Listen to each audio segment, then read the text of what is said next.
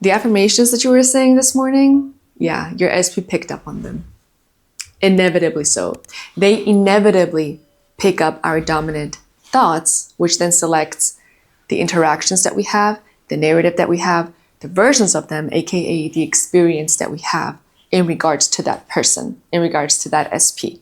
And remember, SP doesn't have to be a romantic partner. It can be anybody in your everyday life. Thought transmission is a crazy concept. Like, it is such a powerful tool. Like, I remember when I was manifesting my SP back, when I did my first research on thought transmission, I was mind blown. I was actually mind blown by the facts of thought transmission, because thought transmission is not some spiritual woo-woo talk. No, it's actual science. It's actually backed by quantum mechanics, which I will get into a little bit later in the video, but it's a mind-blowing concept. When I first started doing my research on it, I felt so powerful, so relieved to the fact that this is not just woo-woo talk. Like, this is actual science. This is actual facts. This is actually the principle of reality and how reality is influenced and formed, shaped, the interactions, the experiences. And so I wanted to do like a little experiment, and I wanted to manifest contact with somebody from my past, a girl that I went to school with. And we haven't spoken in years. I think it's been like 3 years. Like, we're not even friends, so to speak, but we're just, good acquaintances. But I always thought she was pretty cool and whatever. So I was like, let me just do it. And so I did my thing, and she actually reached out to me like several days ago. And again, you expect it. You're doing it, right? You're expecting it to happen. But then again, it happens, and it's like, oh my God. it's so reassuring. It's so powerful, and it makes you feel powerful.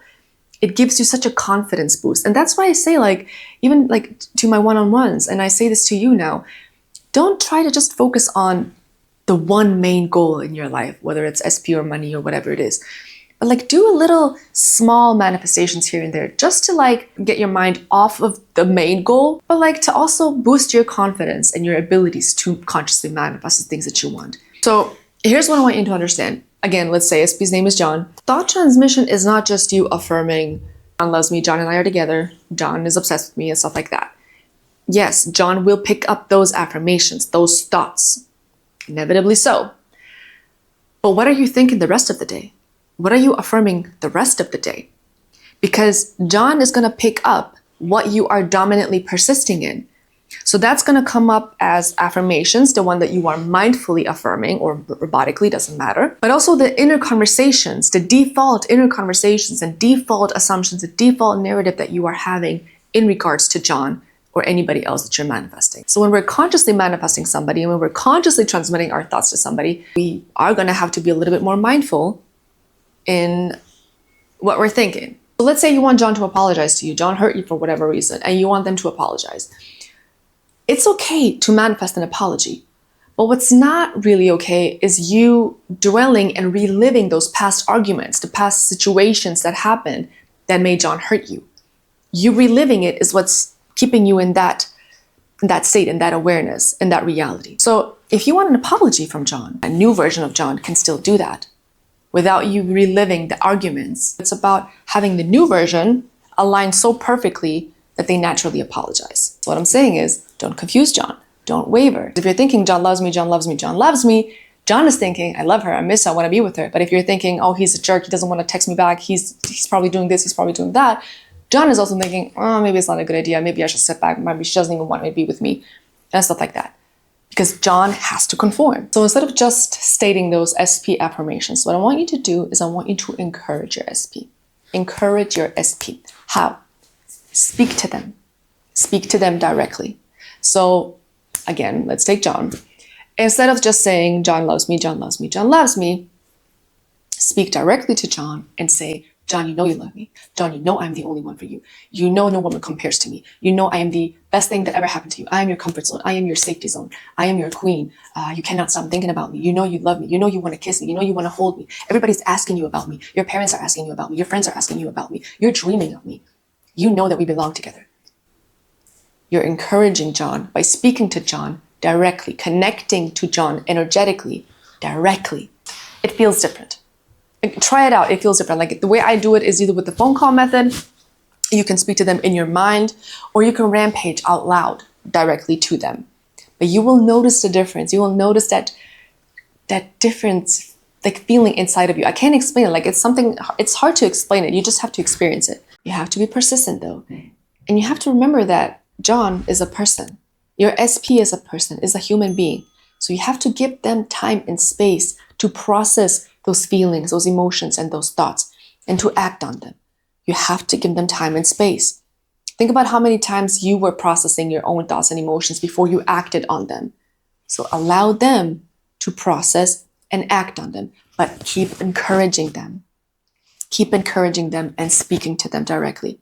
Encourage them in, welcome them in, send them your love. You're not manipulating anybody. You're not forcing anybody to do anything. You are selecting versions. You are selecting experiences, just like you are doing right now. But right now you are dwelling and persisting in the unfavorable selections, in the unfavorable outcomes. And it's easy to persist in them because that's what you're experiencing. But that's how you can also persist, dwell, and perpetuate the favorable ones. It's just about selecting because you're always selecting. Okay, so even Neville Goddard. Okay, I usually don't ever quote Neville Goddard, but there's this one quote that I found, again, when I was manifesting my SP, and that really it helped me. And it's really not just about SP, but it really helped me even now when I'm manifesting the things that I'm manifesting. It's an incredible quote. Okay, here it is. And because we are all one, if it takes 1 million people to aid the birth of your assumption, they will do it without their knowledge or consent.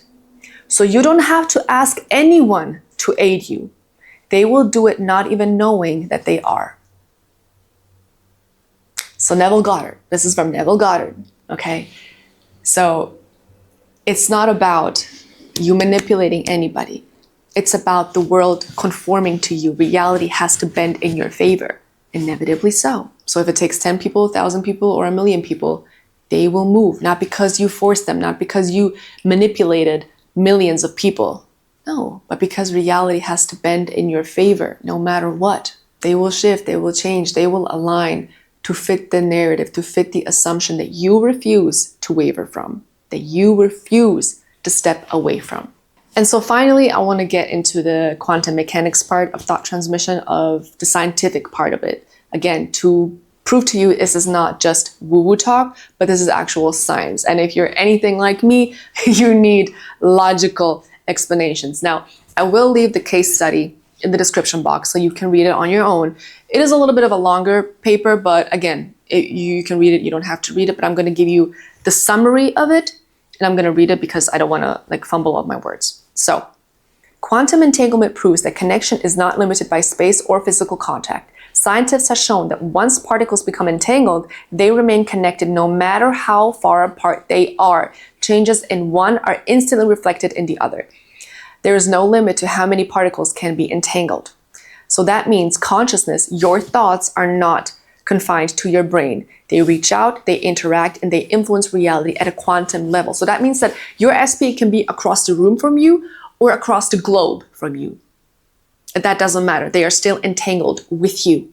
So it's not magic. It's actually physics. This is actual science. This whole study explicitly says that entanglement is independent of distance and requires no physical contact. So you and your SP are already entangled. You guys are already one. You guys are already connected. And your thoughts influence them, affect them instantly. Now, that doesn't mean that they're going to reach out to you instantly. That doesn't have to happen, but they reach them instantly. And that's why it's so important for you to persist and to encourage them, and to persist and to encourage them, and to let them act on it. Allow them to process. Allow them the time and the space to be a human being and to act on it, to process their feelings, to process their thoughts and emotions, and then to reach out to you. But you have to persist and don't interfere. It is inevitable for it to happen. Just persist. You know you got this. You know you got this.